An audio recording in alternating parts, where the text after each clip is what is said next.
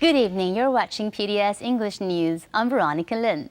As the pandemic continues to rage, new studies by experts in China has found that air conditioners could be facilitating the spread of the virus droplets after a restaurant in Guangzhou had 3 family infection cases early this year.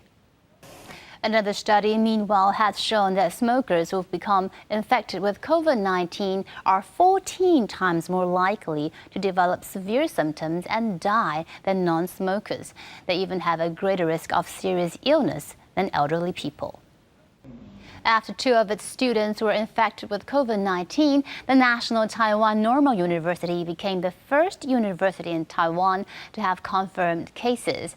As a result, many students at the university are now being asked to provide proof that they are not required to exercise self-health management when visiting places, causing students to feel that they are being discriminated. Now we'll bring you the top stories from around the nation. The IMF has warned once again that the economy in Asia is likely to suffer zero growth this year for the first time in 60 years. Scholars think this is because the needs in end markets such as Europe and the US have plummeted. The government distributes free protective suits to all clinics in Taiwan. However, some have questioned their quality.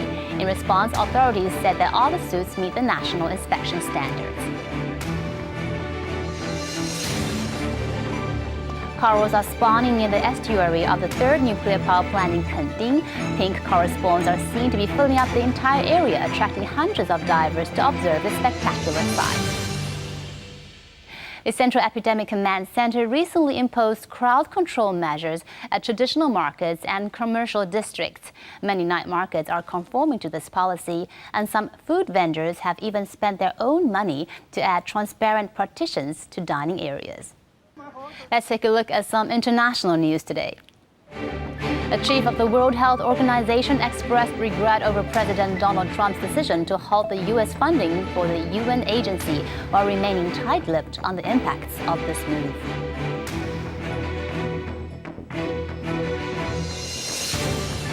South Korean President Moon Jae-in's Liberal Party has secured a resounding victory in parliamentary elections, which recorded the highest turnout in nearly 3 decades despite the new coronavirus.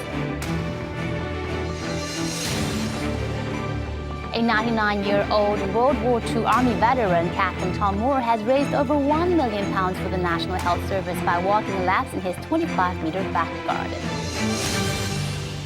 Now back to Taiwan, Hsinchu's Xinfeng Township has had a problem with people illegally dumping toxic waste into its coastal waters for over 20 years. Finally, a 2-year effort to clean up the coastline was completed on April 13th, with over 13,000 tons of toxic waste removed. Thank you for watching PBS English News. I'm Veronica Lin. I'll see you next time.